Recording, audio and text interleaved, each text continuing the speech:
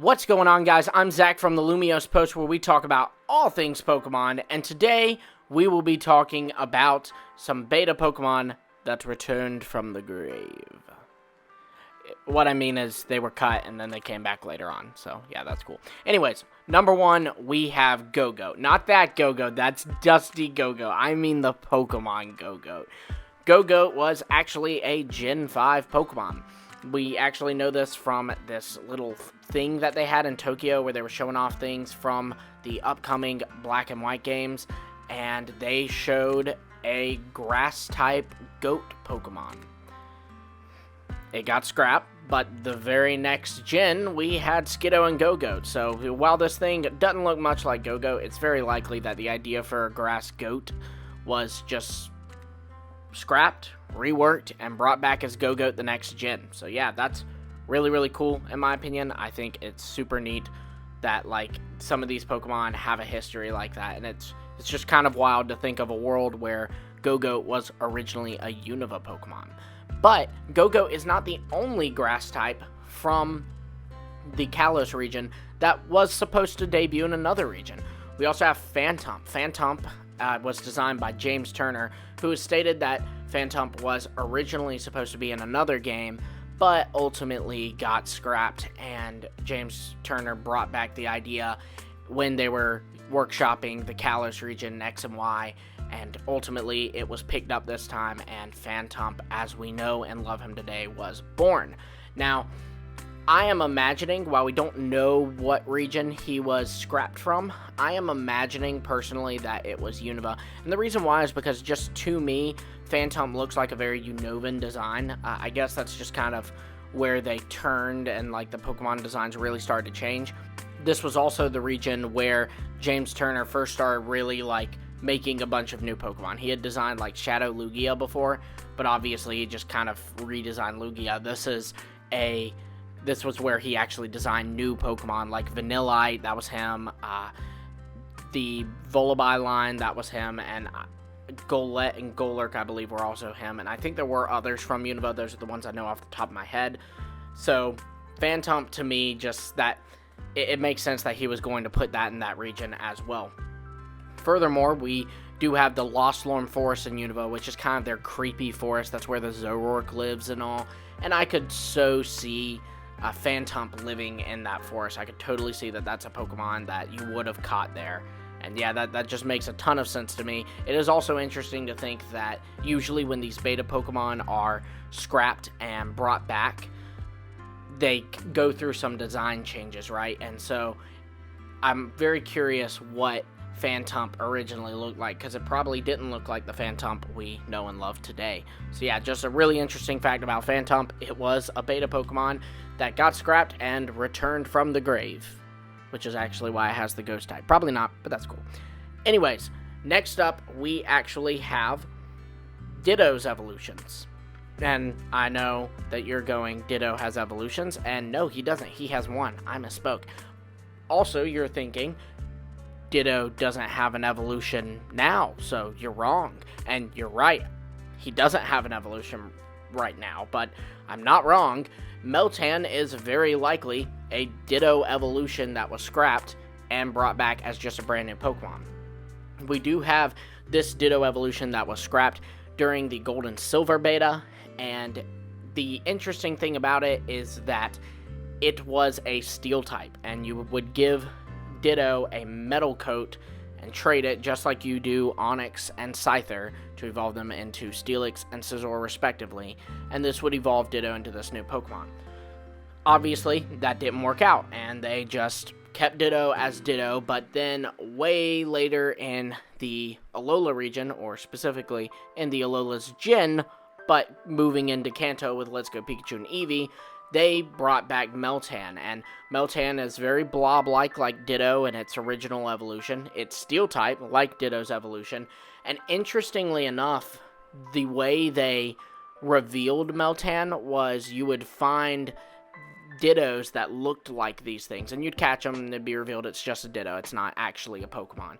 And so that's kind of interesting to me that they immediately tied Meltan to Ditto. I feel like there's too many coincidences here. The steel typing, it having that blobbish shape, and them tying it to Ditto when they first revealed it. I feel like this was totally the Ditto evolution that was scrapped, brought back, and reworked as Meltan, and maybe even Melmetal.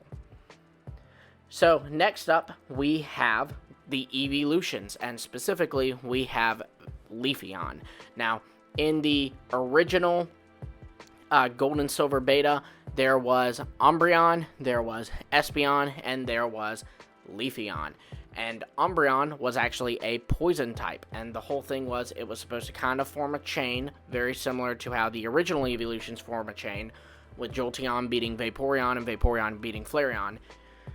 But this time, Espeon would beat Umbreon, because Umbreon was originally a poison type, and then Umbreon would beat this evolution that was grass type. Obviously, they ended up changing Umbreon to a dark type, scrapped this grass type Pokemon, and just had the dark type Umbreon with the psychic type Espeon. But then later on in Gen 4, we got Glaceon and Leafeon, and you can definitely more so than other beta Pokemon that we actually get to see the artwork of, in my opinion, see the similarities between Leafeon, this original evolution. Just instead of the whole root aspect of it, they went more with leaves, and I'm very, very glad that they did, because Leafeon's amazing.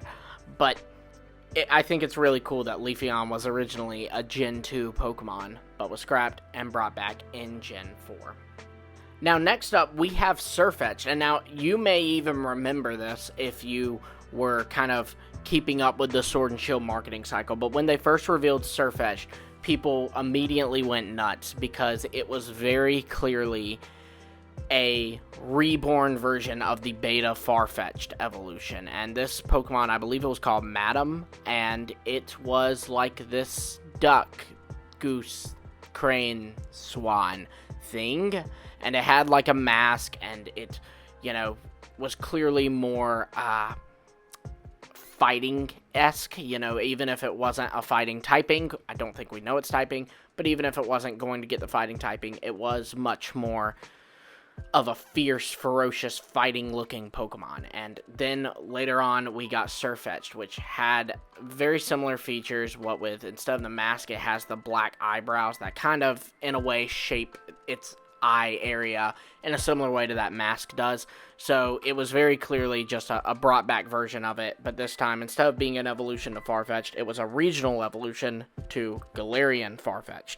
But I think that was really, really cool that they used a design so long ago, and it really makes you think about how they hold on to these designs for so long. I mean, a lot of these examples were from, Gen 2 to Gen 4 or Gen 5 to Gen 6, but I mean, this and the Meltan thing shows they hold on to them from Gen 2. They've still got them, and that's just wild to me to think that so many of the beta Pokemon we've seen from Gen 2 or even Gen 1 could one day come back. Next up, we have Gastrodon. Gastrodon was originally a Gen 3 Pokemon, was scrapped and brought back for Gen 4.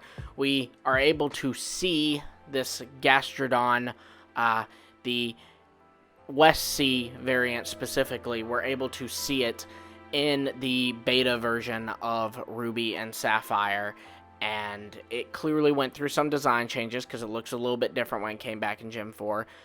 And while there's no data for EC Gastrodon, it's possibly pointing to the fact that there was no EC Gastrodon, and they just brought it in and kind of reworked it for Sinnoh.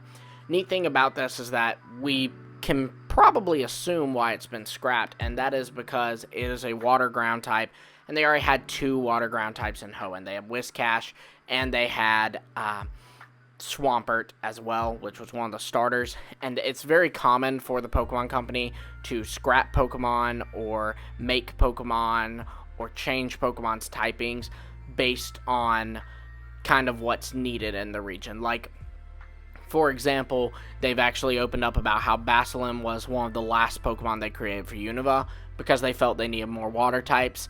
And so they made a Bass Pokemon, and then they gave it two forms because they thought, let's make it where it's like there's 2. And so it's very likely that Gastrodon, they went, we have a lot of water types in this game, and we already have 2 water ground types. Let's shelf this thing for now. And ultimately, they ended up bringing it back in the Sinnoh region. Now, lastly, we have various beta Pokemon. Now, or baby Pokemon, excuse me. They're all beta Pokemon. Now, a lot of the baby Pokemon that were brought back were originally in Gen 2, and specifically, I'm thinking of Mime Jr. and Happiny. These were seen in the Gen 2 beta, looked very, very different, but they were in the Gen 2 beta, along with several other baby Pokemon, including a baby Vulpix, a baby Grimer, a baby Meowth. Obviously, we have baby Pikachu, Pichu, and all these other things. And ultimately, some of them were picked up, like Pichu, Magby, all these others. Some of them were scrapped, like the baby Meowth, the baby Mr. Mime, or Mime Jr. as we know it today, baby Chansey, Happiny as we know it today, so on and so forth. But in Gen 4, they picked up some of these, specifically Mime Jr. and Happiny, and that's just, again, really cool. It's super neat to see how these Pokemon evolved over time, like, not just from the Pokemon evolution standpoint, but from the designs of Pokemon standpoint, and it really makes you wonder, imagine if these Pokemon would even be liked if they were released as they were when they were first introduced, because Mime Jr. looks awful. I'm sorry, it looks very terrible, and I don't like Leafeon's design either. But yeah, so there you have it, guys. Let me know which of these you thought was the most craziest. Were there any on here that you didn't know? Did I surprise anyone? Be sure to let me know in the comments below. Also, be sure to like, subscribe, and hit the bell for notifications so you keep up to date with all of our Pokemon-related videos. We talk about all things Pokemon here. You don't want to miss that. Until next time, I will see all of you later.